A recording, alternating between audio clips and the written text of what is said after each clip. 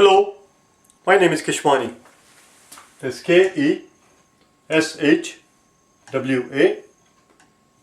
Keshwani. We are here because we want to prepare for the GMAT.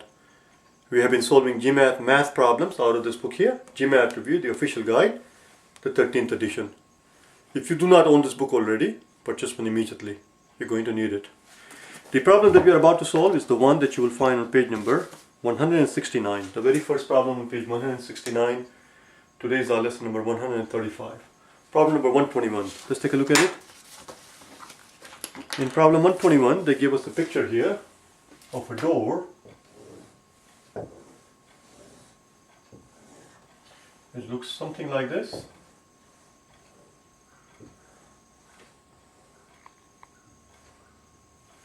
And we are told that it is 6 feet by 8 feet.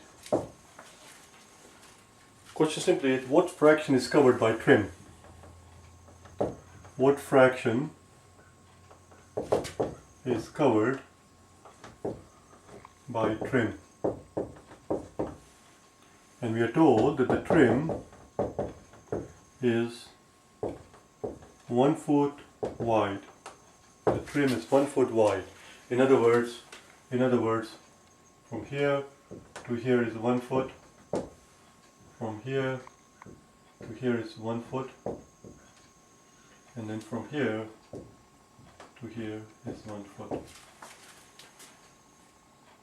Another way to look at this, another way to look at the whole thing is that from here, let's call it A to B, and then C to D.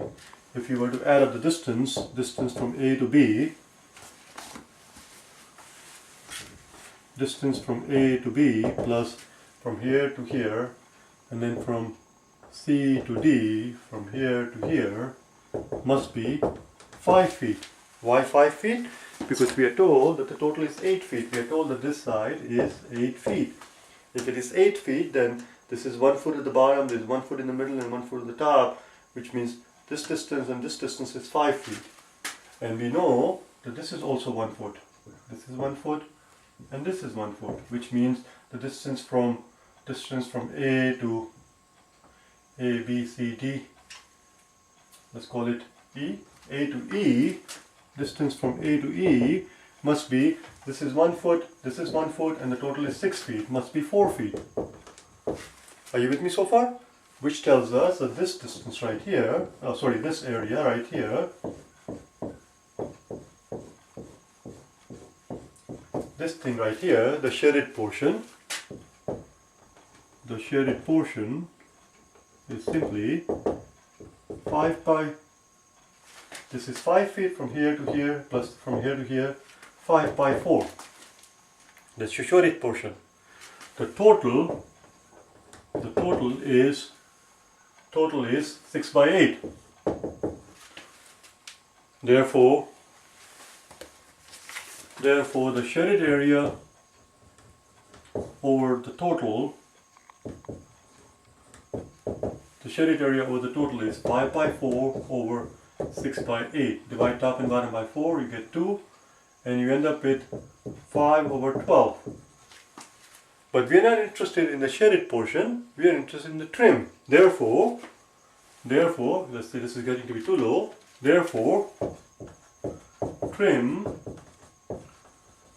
must be, if this is 512, trim must be 712. Voila, that's it, because it has to add up to 1. That's it, we are done. One more time, this distance A to B plus this distance from C to D must be 5 feet. Why 5 feet? Because this is 1 foot trim in the bottom, there is 1 foot trim in the middle, there is 1 foot trim on the trim on the top. That's 3 feet, and altogether it's 8 feet. So that's 5 feet this distance vertically. And from here to here, A to E, is 4 feet because you have a foot here, and total is 6 feet. So it's 5 by 4 is the shaded portion, which is the exposed area without the trim, which comes out to be 512, and therefore the shaded portion, therefore the trim is 712. That's all. I know 712 is more than half, but believe it or not, trim actually covers more than half the area. And if you want to do it the long way, you can do it out the long method or whatever you want to do. There are several ways of doing it, and you will see that it is actually 712. It is, the trim actually is more than half the door. That's it, we are done with this one. Let's go to the next one, number 120, 122.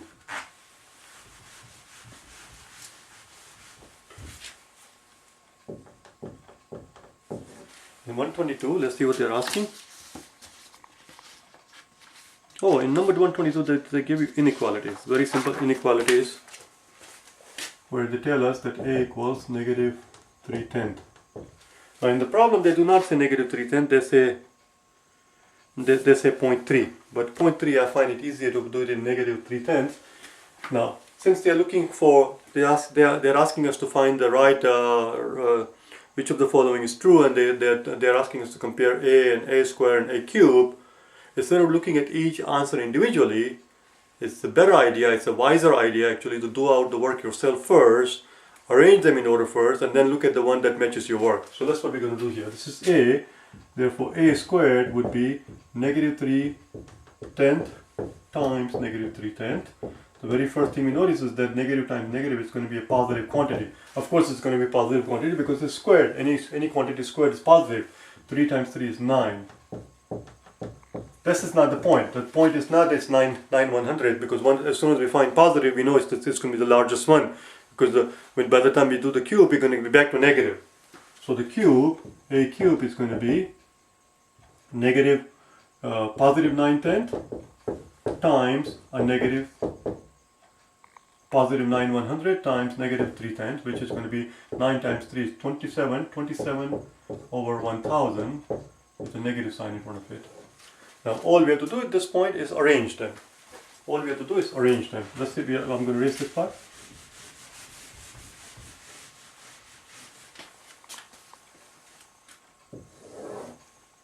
Here is our 0. Here is our 1, 2, 3, 4, 5, 6, 7, 8, 9, and 10. So there's your 1, 2, 3. Here's our negative 3/10. And then a squared is going to be positive. It's going to be 9 over 100 somewhere. It's going to be somewhere here. But it's positive. So this is our a squared. This is our a. The question is, where is a cube going to fall? This is the trick part. Where is a cube going to fall? Okay, this is how we want to understand. This is how we're going to understand it. I'm going to make it very simple. Look, instead of being negative 27 over 1000, had it been negative 27 over 100, even then that would have been negative 1/4. Negative 1/4. Then in that case, this is 1/3. This is 3 over 10. How can we have a negative? Here's what I'm trying to make you understand. 1/4, negative 1/4 versus negative 1/3. If you have a number line here, here's your 0, negative 1, negative half, negative 1/4. Right here, where does negative 1/3 fall? Negative 1/3 falls somewhere here. This is your negative 1/3. In other words, negative 1/3 is actually less. Negative 1/3 is actually less than negative 1/4. Because they are negative. So negative 1/3 would have been less than negative 1/4. Here we do not have negative 1/4. What we have is negative 1 over 140 approximately. Because instead of 100 we have 1000. So one more time. The reason why it's approximately is because it's not 25 over 100, it's 2700. 25 over 100 is approximately 1/4. 25 over 100 is 1/4, therefore 27 over 100 is going to be approximately 1/4. This is going to be approximately 1/40th. What I'm trying to make a point, what we're trying to understand is that this part here, a cube, is going to fall something very close to 0. Right here is your a cube. It's going to be very close to 0. Very, very close to 0. So that's it, that's our order. A is less than a cube and a cube is less than a squared. Let's see which one is that. Which one is that? I did not write down the answer. 122. A is less than a cube, which is less than a squared. Looks like answer is B. Let's make sure we get the right one before we go move on. 121, 122. Answer is B. That's it. The answer is B. Let's do the next one, shall we? Let's do the next one.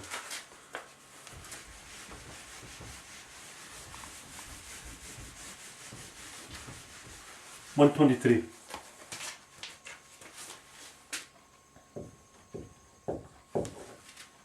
They tell us that Mary's income is 60% more than Tim's income.